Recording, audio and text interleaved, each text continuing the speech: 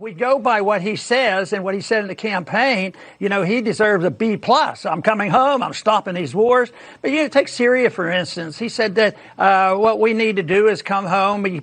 He makes that announcement. The next day, he sends more troops over there. Wow. No, there's always the second term. Wait, did I hear? Did I hear any final grade last on foreign policy?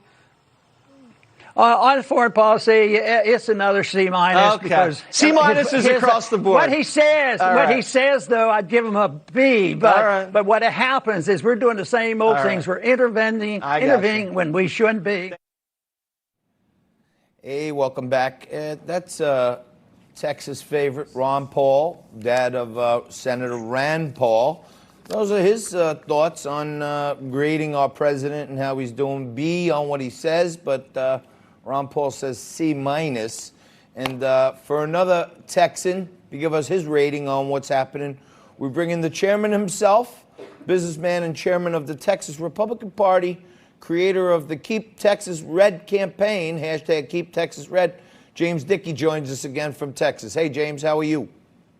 I am doing great. It is so good to be back with you. Mr. Chairman, you heard what Ron Paul had to say right there about our president. I know you guys had a wonderfully victorious day a couple of weeks back with some state races that had national implications. What do your folks down there in Texas think about the grade Donald Trump gets? Oh, man.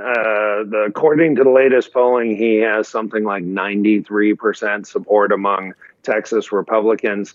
And as I travel around the state, Texas Republicans are excited and energized. I see it at every event I'm at. We've got record turnouts or near record turnouts in donations to the party. We have set records and we continue to blow through those records.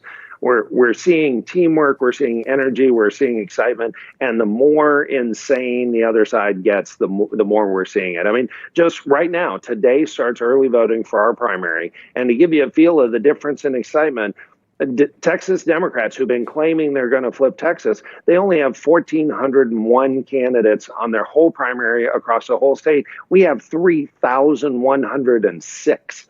And so as our folks turn out for this primary, we are going to once again show that the excitement is on the Republican side. So just a few weeks back, I know down at Mar-a-Lago, they had a big fundraising day. They brought in people from all over the country.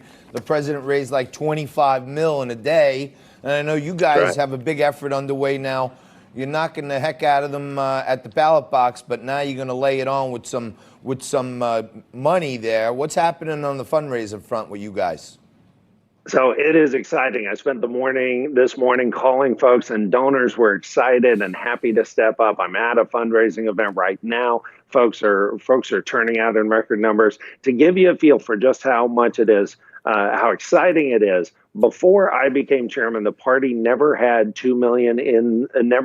than 2 million in online, new donors in mail, new donors via email, new donors to our grassroots club, our great grassrootsclub.com grassroots club. People are stepping up because they don't want to just defend Texas. They want to go on the offense and make sure that we really punch back. I mean, you know, anybody who's ever had to deal with a bully before, you know, the best way to deal with them is give them a good punch in the face. And we did that in House District 28. We showed the Democrats that they were not going to carve away at our margin. In fact, we doubled our margin, and we're going to show it to them again and again all 2020.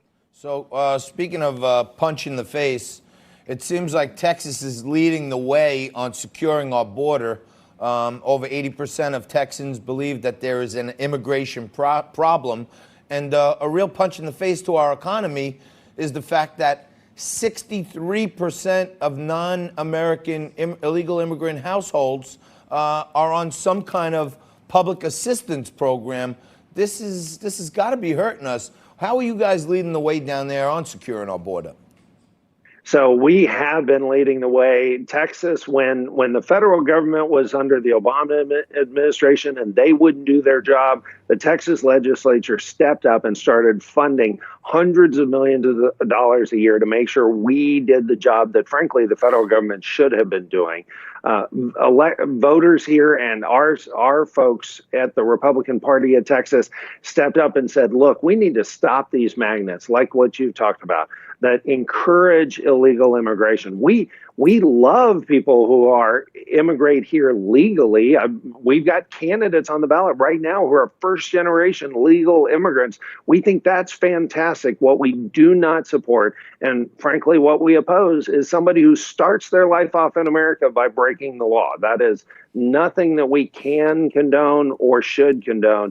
And a nation's not a nation without a real border. And so we have led the fight to make sure we do that. We passed a law just last session before last, to outlaw sanctuary cities. That kind of a magnet needs to not happen. And in Texas, it can't anymore. Yeah, I know you're quite the businessman also, so that's probably another reason why you got a nice bankroll going there in the piggy bank. But you know, one of Warren Buffett's Buffettisms is people are on their best behavior on their way in the door. So when they're entering, that's when they're on their best behavior. And if they're acting weird then, don't expect it to get better. So when the first act of these people is breaking into our country illegally, the odds are it's not going to get better going forward from there, is it? No, not at all. And sadly, we have seen that too much. There are far too many folks who are here illegally who have continued to act lawlessly. And frankly, citizens of the United States deserve better. And residents, legal residents who have immigrated here legally, they deserve better than us to let someone else break the law, jump the line, and then continue to be lawless. And why wouldn't they be? They started everything they did lawlessly. Yeah, and you know, when you look at some of these crime stats, it's really crazy, and it's amazing that sanctuary cities are allowed to exist. It looks like at the federal level, they're taking some action now where they're going to hold back funding, so it's good to see the feds do something about it. But one of the interesting things I saw in some of these numbers, about 80% of Texans say there's an immigration crisis.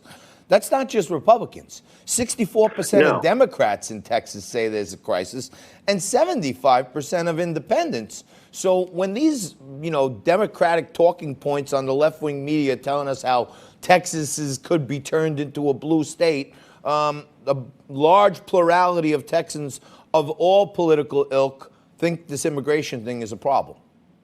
Absolutely. And it's not a coincidence that we take it the most seriously because we have the majority of the border with Mexico. We have seen the border crisis up close and personal. I grew up going to Laredo and going to El Paso and going across the border and volunteering in Mexico as a kid. My parents didn't have any concerns about that.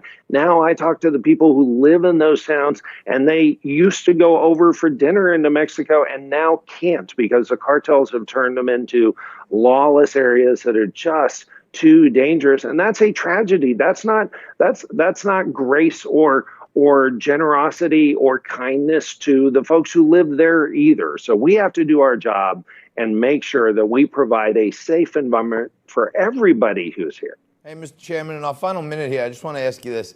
I'm shocked that people aren't correlating these 2 points, but all the Democratic candidates are talking about open borders and letting everyone come in. But at the same time, every state they go to, they're pandering to the unions. And I don't understand why the rank and file union folk don't realize that the more illegal immigrants that come in, the more it's going to hurt their union and their wages and their health care. How come no one's realizing that? This is really bad for unions to let more illegal immigrants in. Actually, I think one of the reasons that President Trump has really made headway in states that were union strongholds is because the rank and file do make that connection. In fact, I was in a bus caravan that went to the Capitol to protest the open borders policies that Congress was doing 5 years ago. And that bus protest setup was organized by minority leaders who know that illegal immigration, when it comes in, it hurts those communities the most. Minority communities, union communities, blue collar workers. That is who gets hurt the most when you undercut them by an open border policy that is not safe, is not secure, and is not what America should be. All right, James. Chairman, next time you're doing something fun down there, you got to let us know. Maybe we'll take the show on the road and do one from the great state of Texas and get to hang out with you in person for a liquid lunch. But you're always a great guest. Thank you so much for joining us today. It is my pleasure. Have a terrific Texas Tuesday. We will do that. It's a terrific Tuesday, and it's Texas Tuesday. And it's always a great Tuesday when we have Chairman of the Texas State Republican Party, James Dickey, with us. We're going to take a quick break. We're going to come back, and we're going to talk about the retirement gap. About 10,000 Americans are turning 65 every single day, and what you need to know how to get better. And we're also going to talk some more about the coronavirus and what it means to our economy and you. Quick break, more Liquid Lunch right after this.